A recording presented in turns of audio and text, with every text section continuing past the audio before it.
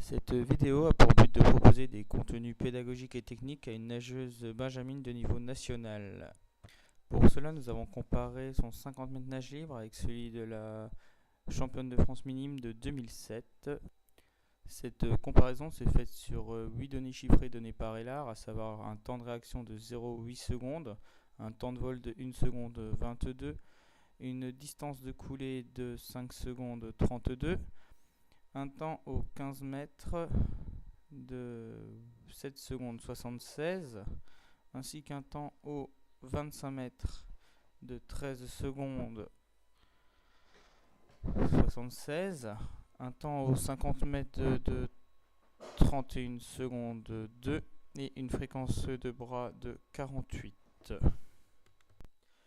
Il en résulte que la nageuse a une partie non nagée plus intéressante que la minime. En effet, elle passe plus de temps sous l'eau et parcourt une distance plus longue.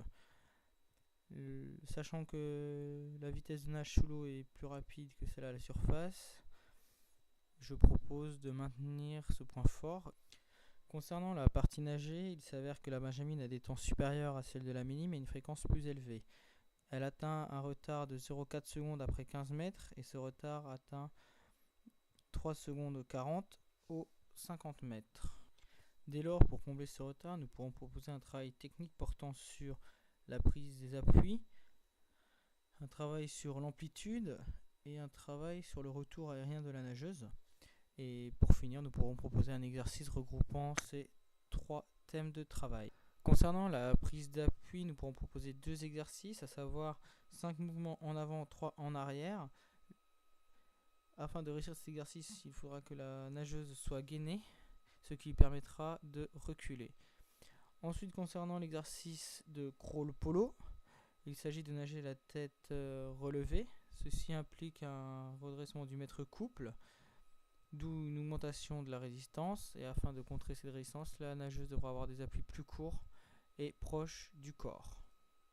Concernant le travail d'amplitude, nous pourrons proposer à la nageuse 2 exercices, à savoir 6 fois 50 mètres progressifs de 1 à 3 en enlevant un coup de bras, c'est-à-dire qu'on garde le même temps de passage mais on nage avec un coup de bras de moins, ce qui demande à la nageuse d'avoir une plus grande amplitude. Une fois cet exercice réalisé, nous pourrons demander à la nageuse de réaliser 6 fois 50 mètres progressifs de 1 à 3 au niveau du temps, tout en gardant le même nombre de coups de bras. Concernant le retour aérien, nous pourrons proposer un retour glissé, c'est-à-dire les doigts qui frôlent la surface de l'eau. Ceci oblige la nageuse à avoir un coude haut et proche de l'axe du corps. Pour accentuer ce coude haut, nous pourrons lui proposer un toucher selle, voire un toucher tête.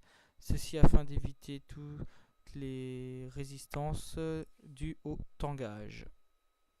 Enfin, pour finir, nous pourrons proposer un travail où il s'agit de faire des départs arrêtés, ce qui oblige la nageuse à avoir des mouvements d'une grande amplitude avec un maximum de fréquence et d'avoir un retour aérien efficace, c'est-à-dire proche du corps, afin d'éviter toutes les résistances vues précédemment. Je vous remercie de votre attention.